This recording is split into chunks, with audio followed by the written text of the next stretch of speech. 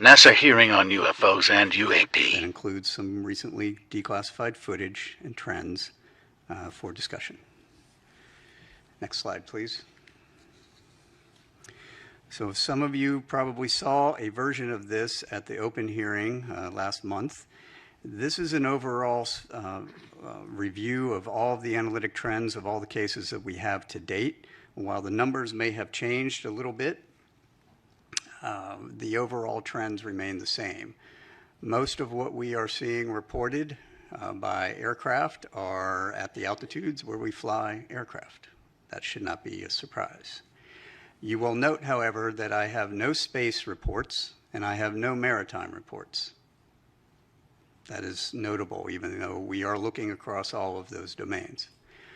On the upper right, we have UAP morphologies. The vast majority of what has been reported and what we have data on, a little less than half now, are orbs, round spheres. And in the bottom right, you will see in the heat map of the areas where we get most of our reporting. This is very much a collection-biased map. This is where our sensors are, our military, NRIC, and some of the FAA data. In the middle, it is what we call our typical UAP characteristics for the vast majority of the cases that we see. One way of looking at that is we'll call it a target package. This is the thing we are out hunting for in most cases. Next slide, please. This is an example of one that I showed at the hearing recently. This is a spherical orb, metallic, in the Middle East, 2022, by an MQ-9. I will come back to the sensor question that David raised here in a moment.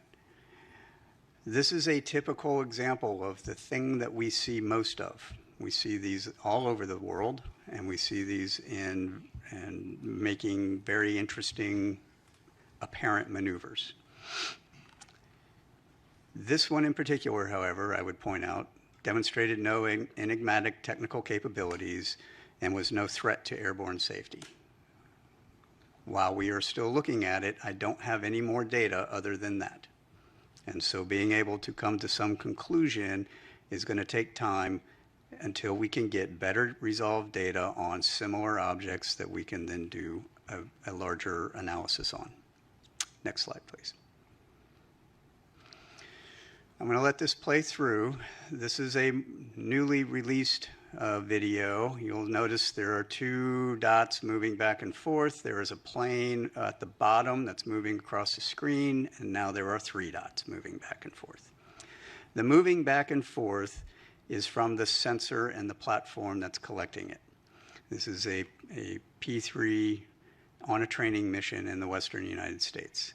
They picked these up and they tried to intercept and was unable to intercept them.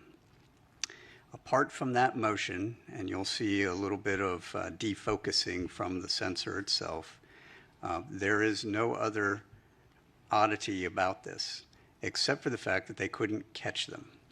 The reason they couldn't catch them is because after further analysis, it was shown that those objects were actually much farther away from the P3 than they thought. And in fact, when we went even deeper, looked at air traffic control data, we were able to match those to aircraft on a major flight corridor heading into a major airport for landing. This is the kind of thing that can spoof and or provide misperception of both very highly trained pilots as well as sensors, right? And this was reported as an odd grouping of 3 UAP. All right.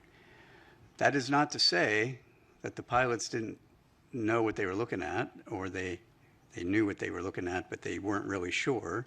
But it also is meant to say that when they're not sure, they're reporting it now. And that's what they're supposed to be doing. And then we have to go look at it. Next slide, please.